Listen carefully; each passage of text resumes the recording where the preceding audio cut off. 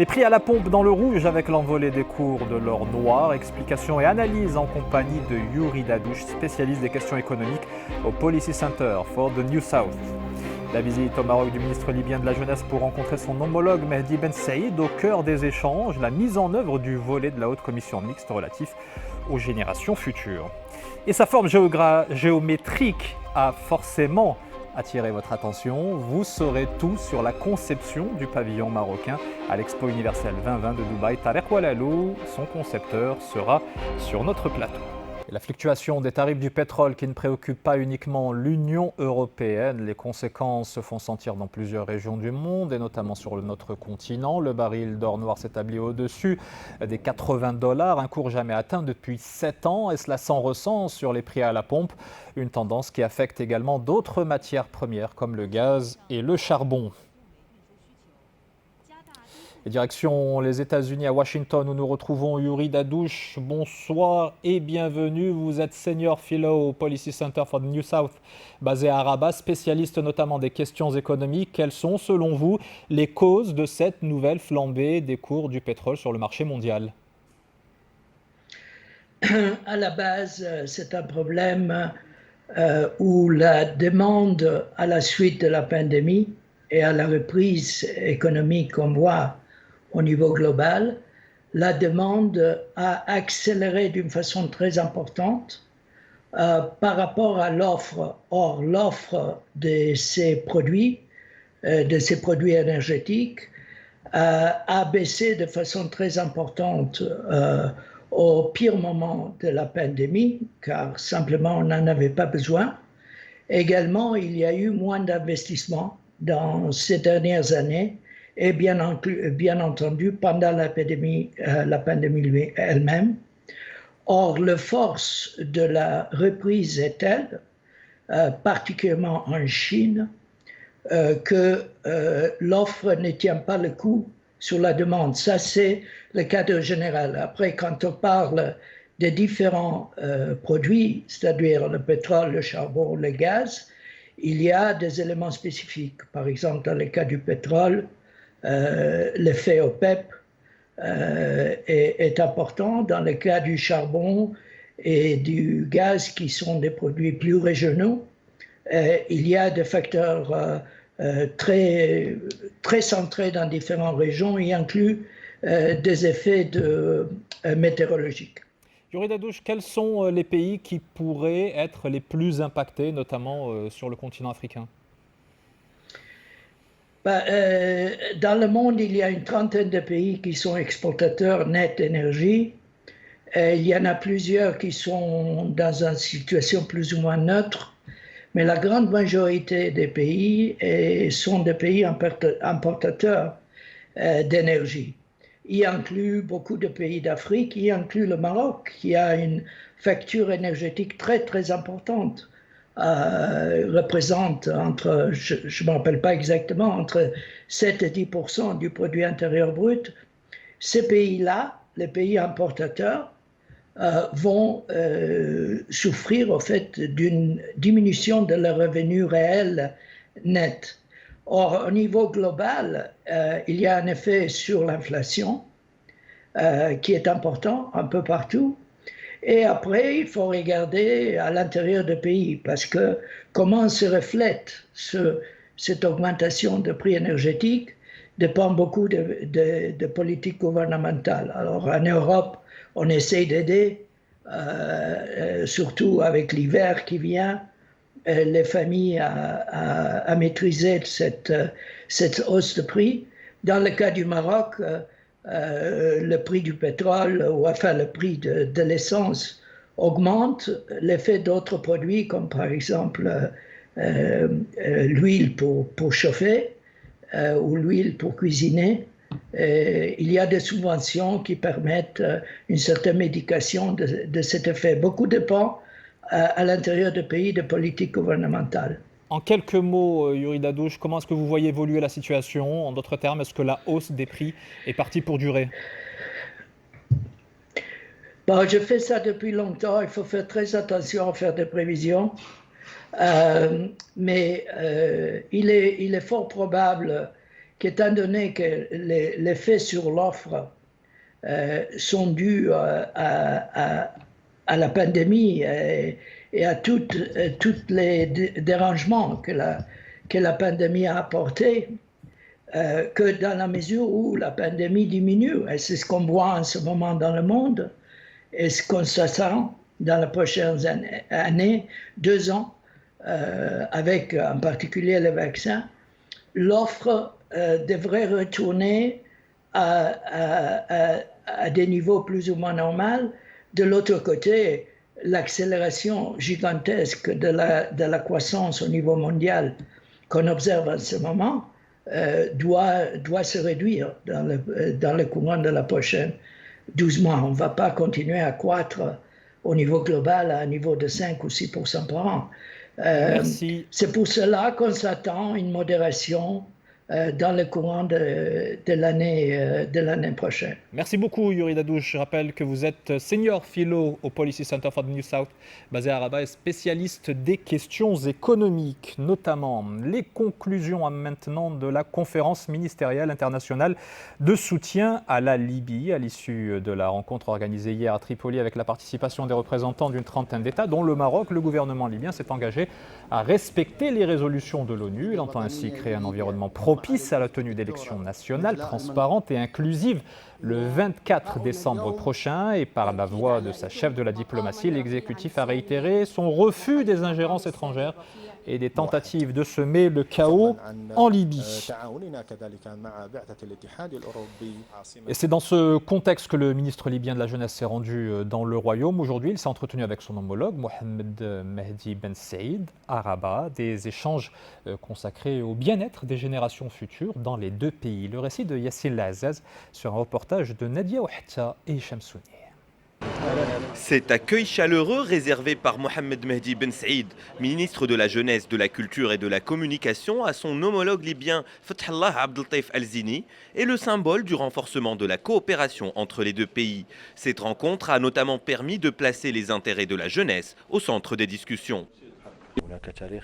Nous partageons une histoire commune. Nous considérons que l'avenir des générations futures revêt une grande importance, que ce soit au Maroc ou en Libye.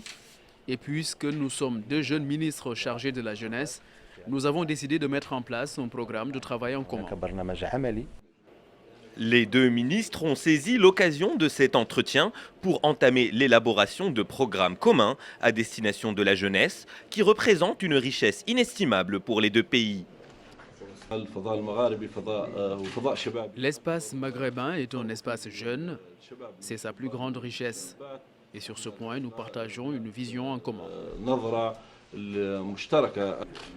Dans son allocution, Fathallah Abdeltaif Al-Zini a notamment affirmé que cette rencontre marque le début d'une coopération qui devrait permettre de faire face aux enjeux et aux nombreux défis qu'auront à surmonter les jeunesses dans les deux pays. Vous êtes bien dans InfoSoir Weekend, ne zappez surtout pas. Dans un instant, la réaction en avant-première de Karima Saïdi. La réalisatrice marocaine a présenté cet après-midi son doc dans la maison au FESPACO de Ouagadougou. Le livre du vendredi est un recueil de poésie, le deuxième ouvrage publié par Rachid Abdelkassem, qui est ce soir notre invité, un bouquin à mettre entre toutes les mains par ces temps de morosité ambiante. Et tout de suite, dans notre rubrique Esprit d'entreprise, l'initiative lancée par Ismaël Abiod, le jeune rabaté de 30 ans, détenteur d'un master en développement informatique, a créé sa propre boîte d'événementiel. Depuis 2018, il multiplie les opérations pour les entreprises et les établissements d'enseignement supérieur. Et il se distingue notamment en s'orientant vers le sport avec des rencontres qui mettent aux prises les salariés des sociétés pour lesquelles il travaille. Bonsoir et bienvenue Ismaël, vous avez mis le sport au cœur de votre agence. Pourtant, en général, lorsqu'on parle d'événementiel, on ne pense pas forcément aux compétitions sportives en entreprise. Qu'est-ce qui vous a poussé vers cette voie ? Bonsoir Wadi, tout d'abord merci pour l'invitation, c'est toujours un honneur de partager avec vous de telles initiatives.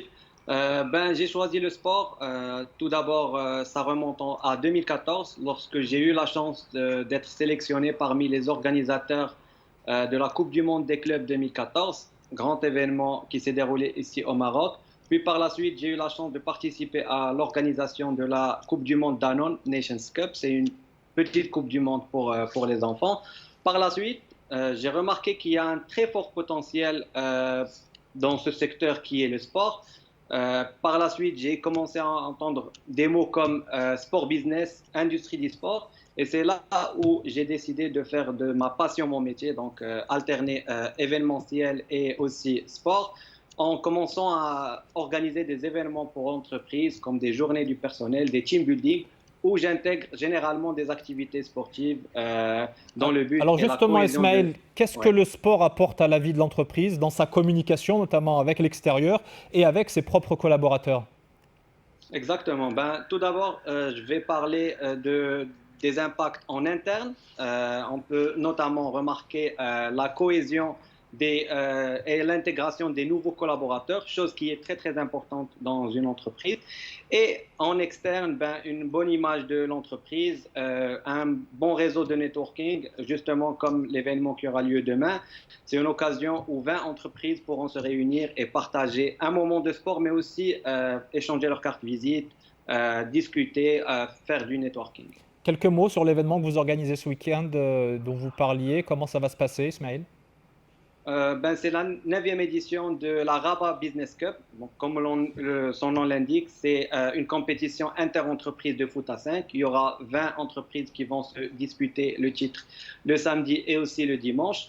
Un seul gagnant, justement, on va leur offrir une journée team building pour toute l'équipe où il y aura des activités d'intégration, du sport justement. En 3 mots, ça va y avoir de la compétition, des challenges et du networking. Merci beaucoup Ismaël Abiod, c'était l'esprit d'entreprise de ce vendredi. L'info NewTech de la semaine, elle nous emmène au cœur du pavillon syrien de l'Expo 2020 à Dubaï. Le pays en pleine reconstruction après la crise de 2011 a mis le cap vers un avenir qu'il espère plus radieux. L'exposition répartie sur 2 étages passe en revue l'histoire, la culture et les arts du pays à travers des effets visuels, vous le voyez, sonores et lumineux. À cela s'ajoutent différentes œuvres mettant en valeur la jeunesse syrienne.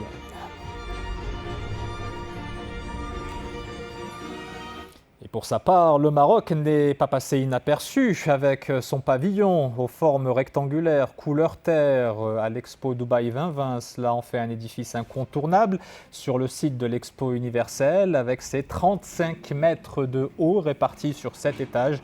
D'ailleurs, la visite commence par le haut après avoir emprunté l'ascenseur situé au pied du bâtiment. Le public est alors immergé dans des décors qui allient nouvelles technologies et outils plus traditionnels au gré des 13 salles d'exposition.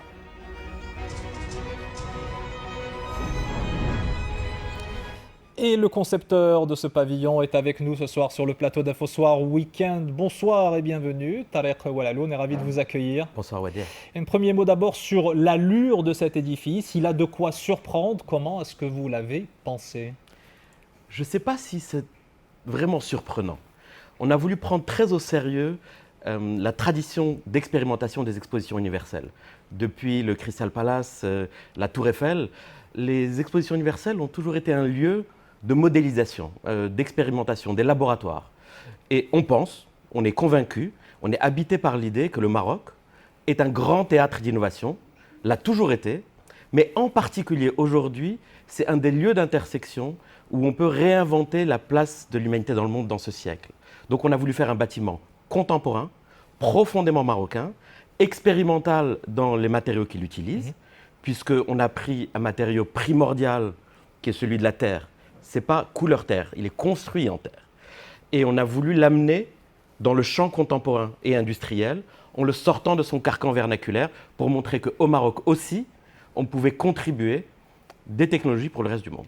Mais cette construction avec ces différents cubes qui sont les uns sur les autres, ça renvoie à quoi finalement? Quelle est la symbolique derrière?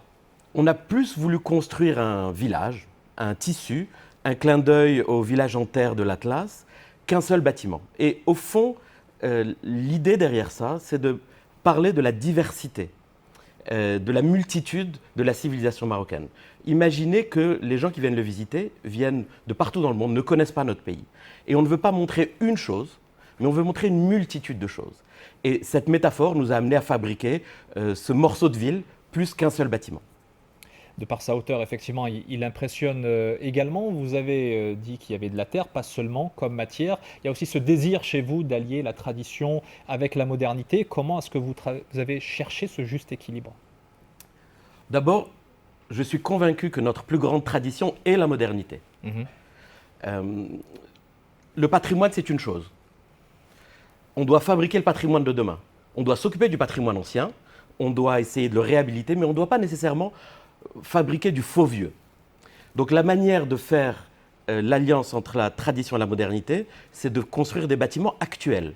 Ici, c'est un bâtiment contemporain, profondément marocain, et qui, à Dubaï, veut aussi montrer que l'expérience marocaine, c'est l'inverse de ce que l'on vit là-bas. Dubaï, c'est très impressionnant ce qu'on a pu y faire, mais c'est factice. Tout ce que l'on vit au Maroc, c'est ancré, c'est réel, c'est incarné. Et on a voulu proposer à Dubaï un bâtiment fait en terre, en bois, avec très peu d'espace climatisé, pour non pas représenter le Maroc, mais plutôt faire vivre une expérience corporelle puissante qui renvoie à ce que l'on peut vivre chez nous. Et la dimension durable dans tout ça? Elle est au cœur de ce que l'on a fait ici, d'abord par la matérialité. Le bâtiment en soi est une machine climatique. Quand il fait 40 degrés dehors, et il fait souvent 40 degrés dehors, il fait 12 ou 15 degrés de moins à l'intérieur. L'épaisseur des murs, leur inertie, les 10 jardins qui ponctuent cette grande construction et qui parlent de l'ensemble des écosystèmes depuis le sud vers le nord et qui ventilent l'ensemble, un système de brumisateur qui rafraîchit l'intérieur et l'ensemble des circulations qui sont extérieures. On veut montrer qu'on peut habiter également des territoires avec un peu d'inconfort. Parce qu'on n'a plus le droit de construire comme on construit aujourd'hui. On n'a plus le droit de fabriquer des grandes boîtes climatisées dont on n'a plus les moyens en termes d'empreinte carbone. Qu'est-ce qui va devenir cet immeuble finalement après l'Expo, après les 6 mois? Mais déjà, il va rester, puisque c'est un des rares pavillons qui fait partie de ce que Expo appelle les legacy. Et il va avoir une deuxième vie à la fin de l'exposition. Ça a d'ailleurs été un challenge passionnant de dessiner 2 bâtiments en un, celui qui allait servir à l'exposition et celui qui allait être transformé après. Un mot sur les projets sur lesquels vous êtes, quelque chose d'aussi impressionnant ou qui impacte les Marocains? Peut-être quelque chose qui me tient particulièrement à cœur, Oui. C'est le démarrage du chantier de l'immeuble Bessonneau, que les Casablancais connaissent mieux sous le nom de l'hôtel Lincoln, Sur le boulevard Mohamed V. sur le boulevard Mohamed V, qui est pour moi un des marqueurs nécessaires de la prise de conscience de l'importance du patrimoine moderne du XXe siècle. Et on est ravis et honorés de s'occuper de cette opération. Vous allez le reconstruire à l'identique? Ah, on le réhabilite. Oui. Donc les parties Parce qu'il n'en reste restantes. plus grand-chose. Alors ce qui reste, on le réhabilite. Et ce qui ne reste plus, on le réinvente. On ne peut pas refabriquer ce qui n'existe plus. Mais on essaye de le faire avec douceur et en connaissant un peu l'histoire. Ben voilà, on aura appris grâce à vous ce soir la résurrection de l'hôtel Lincoln et la fin de cette plaie qui vient malheureusement entraver ce boulevard. Merci beaucoup, Merci à Tariq Oualalou, d'avoir été avec nous, concepteur du pavillon du Maroc, que l'on pourra voir même au-delà de l'Expo 2020 de Dubaï. Direction maintenant la capitale du Burkina Faso, où se déroule actuellement le FESPACO, le Festival panafricain du cinéma et de la télévision de Ouagadougou, qui se poursuit jusqu'à demain, met à l'honneur le Sénégal, mais le Maroc n'est pas en reste, avec 3 réalisateurs en lice, dont Karima Saidi, avec son documentaire intitulé « Dans la maison », un regard sur l'immigration marocaine en Belgique dans les années 60 à travers les yeux de sa mère, Aïcha. Un récit intimiste également sur les liens entre 2 êtres qui se retrouvent après des années d'absence pour aller au-delà des non-dits de toute une vie. Je vous propose d'écouter Karima Saidi, dont le film a été présenté cet après-midi à Ouagadougou. La réalisatrice a répondu à nos questions juste avant la projection, une entrevue mise en image par Leïla Kim Zeriwali. Dans la maison est un documentaire qui sera projeté le 21 novembre dans le cadre de la case documentaire des histoires et des hommes sur 2M.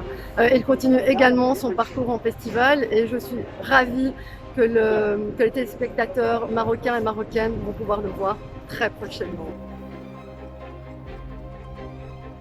Le film a été réalisé durant les 3 dernières années de la vie de ma mère qui fut atteinte de la maladie d'Alzheimer. J'ai tenté de capturer, tant qu'il était encore possible, des échanges avec elle. J'ai essayé en fait de comprendre le cheminement qu'elle a fait, pourquoi est-ce qu'elle est venue en Belgique, pourquoi également est-ce qu'elle a posé les choix qu'elle a posés dans sa vie. Aïcha, c'était le prénom de ma mère, était là où on ne l'attendait pas. C'est évidemment aussi un récit de la première génération des femmes issues de l'immigration marocaine qui sont parties vivre en Belgique, et c'est aussi le récit du lien entre une fille et sa mère. C'est une grande joie parce que ici les Burkinabés viennent voir les films et donc nous avons également l'occasion d'échanger avec eux. Vous dire que il y a des festivals qui vous prennent de l'énergie et des festivals qui vous en donnent. Et le FESPACO, l'expérience du FESPACO, c'est ça. Le livre de cette semaine porte un titre plein de poésie et pour cause, Phronésis, c'est le deuxième ouvrage de Rachida Belkacem. Après avoir publié un roman intitulé La révolte des secrets, elle revient dans l'actualité littéraire avec un recueil de poèmes. L'auteur nous plonge dans une atmosphère égayée par la lumière d'un sourire, le frisson du désir ou la tendresse d'un soupir, quelques petits instants volés à l'adversité et amplifiés par le pouvoir des rêves. Une attente torride au tréfonds de la terre. Rachida Belkacem que l'on retrouve en direct et en duplex de la capitale française. Bonsoir et bienvenue. Je voudrais vous remercier pour commencer parce que grâce à vous, j'ai appris un nouveau mot, en l'occurrence le titre de votre ouvrage, Phronésis. Dites-nous à quoi est-ce que cela renvoie? Bonsoir Wadih, tout d'abord merci pour l'invitation. En fait, le titre, je l'ai bien réfléchi car au départ je voulais trouver un titre qui voulait dire de la sagesse, mais de la sagesse dans la prudence. Alors pour moi c'était intéressant que ce terme d'origine grecque parle de prudence, mais parle aussi de précaution. Et je pense qu'aujourd'hui nous avons beaucoup besoin de précaution. À travers vos textes poétiques, Rachida, est-ce que vous avez voulu, d'une certaine manière, prendre le revers de cette atmosphère sombre qui nous a envahis depuis le déclenchement de la pandémie? Absolument. C'était très important pour moi de retranscrire des éléments positifs, de cheminement personnel et des choses qu'on peut tous dépasser aujourd'hui. L'actualité étant sombre et l'actualité étant aussi très compliquée pour tout un chacun, il était important pour moi d'apporter quelques touches positives dans la vie des gens, tout en les amenant à réfléchir intérieurement et à se poser les questions qu'on a parfois du mal à se poser.